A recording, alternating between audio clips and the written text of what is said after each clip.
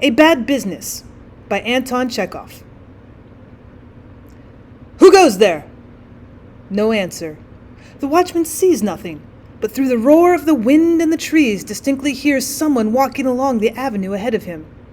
A March night, cloudy and foggy, envelops the earth, and it seems to the watchman that the earth, the sky, and he himself with his thoughts are all merged together into something vast and impenetrably black. He can only grope his way. Who goes there? The watchman repeats, and he begins to fancy that he hears whispering and smothered laughter. Who's there? It's I, friend, answers an old man's voice. But who are you? I, a traveler. Well, what sort of traveler? The watchman cries angrily, trying to disguise his terror by shouting. What the devil do you want here? You go prowling about the graveyard at night, you ruffian. You don't say. It's a graveyard here.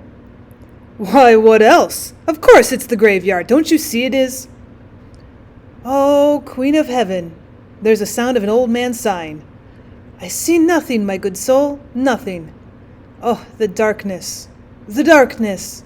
You can't see your hand before your face. It is dark, friend. Oh. But who are you? I am a pilgrim, friend, a wandering man. The devils, the night birds, nice sort of pilgrims. They're drunkards, mutters the watchman, reassured by the tone and size of the stranger. One's tempted to sin by you. They drink the day away and prowl about at night. But I fancy I heard you were not alone. It sounded like 2 or 3 of you. I am alone, friend. Alone. Quite alone. Oh, our sins. The watchman stumbles up against the man and stops. Well, how did you get here? He asks. I've lost my way, good man. I was walking to the Mitrievsky mill, and I lost my way. Wait, is this the road to Mitrievsky mill? You sheepshead! From the Mitrievsky mill you must keep much more to the left, straight out of the town along the high road. You have been drinking, and have gone a couple of miles out of your way. You must have had a drop in the town. Oh, I did, friend. Truly I did. I won't hide my sins. But how am I to go now? Well, go straight on and on along this avenue until you can go no farther, and then turn at once to the left and go until you have crossed the whole graveyard right to the gate. There'll be a gate there. Open it and go with God's blessing. Mind you, don't fall into the ditch, and when you are out of the graveyard, you'll go all the way by the fields till you come out onto the main road. God give you health, friend. May the Queen of Heaven save you and have mercy on you. You might take me along, good man. Be merciful. Lead me to the gate. As though I had the time to waste. Go by yourself. Be merciful. I'll pray for you. I can't see anything. I can't see one's hand before one's face, friend. It's so dark. So dark. Show me the way, sir. As though I had the time to take you about. If I were to play the nurse to everyone, I should never have done. For Christ's sake, take me. I can't see, and I'm afraid to go alone through the graveyard. It's terrifying, friend. It's terrifying. I'm afraid, good man. Well, there's no getting rid of you, sighs the watchman. All right, then, come along. The watchman and the traveler go on together. They walk shoulder to shoulder in silence. A damp, cutting wind blows straight into their faces, and the unseen trees, murmuring and rustling, scatter big drops upon them. The path is almost entirely covered with puddles. Well, there is one thing passes my understanding, says the watchman after a prolonged silence. How you got here? The gate's locked. Did you climb over the wall? If you did climb over the wall, that's the last thing you'd expect of an old man. I don't know, friend. I don't know. I can't say myself how I got here. It's a visitation, a chastisement of the Lord. Truly a visitation. The evil one confounded me. So you're a watchman here, friend? Yes. The only one for the whole graveyard? There's such a violent gust of wind that both stop for a minute. Waiting till the violence of the wind abates, the watchman answers, Well, there are 3 of us, but one is lying ill in a fever, and the other's asleep. He and I take turns about. Ah, to be sure, friend. What a wind.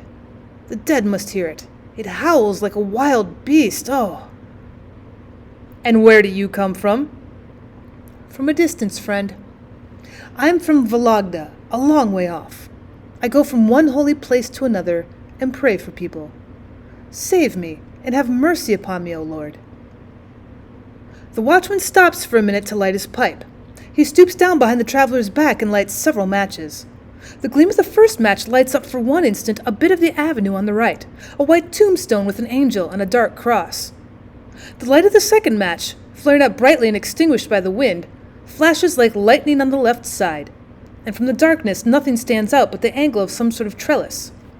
The third match throws light to right and to left, revealing the white tombstone, the dark cross, and the trellis round a child's grave. The departed sleep. The dear ones sleep, the stranger mutters, sighing loudly. They all sleep alike, rich and poor, wise and foolish, good and wicked.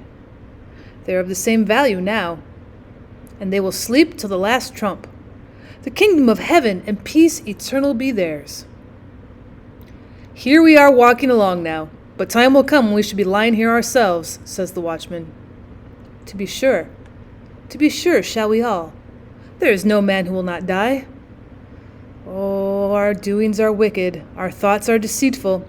Sins, sins, my soul accursed, ever covetous, my belly greedy and lustful. I have angered the Lord, and there's no salvation for me in this world and the next. I am deep in sins like a worm in the earth. Yes, and you have to die. You are right there. Death is easier for a pilgrim than for fellows like us, says the watchman. There are pilgrims of different sorts. There are the real ones who are God-fearing men and watch over their own souls. And there are such as stray about the graveyard at night and are a delight to the devils. Yes, there's one who is a pilgrim who could give you a crack on the pate with an axe, if he liked, and knock the breath out of you. What are you talking like that for? Oh, nothing. Well, I fancy here's the gate. Yes, it is. Open it, good man. The watchman, feeling his way, opens the gate and leads the pilgrim out by the sleeve and says, Here's the end of the graveyard. Now you must keep on through the open fields till you get to the main road. Only close here and there will be the boundary ditch. Don't fall in. And when you come out onto the road, turn to the right and keep on till you reach the mill. Oh, sighs the pilgrim after a pause. And now I'm thinking that I have no cause to go to the Matrevsky mill. Why the devil should I go there? I'd better stay a bit with you here, sir. Well, what do you want to stay with me for? Oh, it's merrier with you. So, you found a merry companion, have you? You, pilgrim, are fond of a joke, I see. To be sure I am, says the stranger with a hoarse chuckle. Ah, my dear good man, I bet you will remember the pilgrim many a long year. Why should I remember you?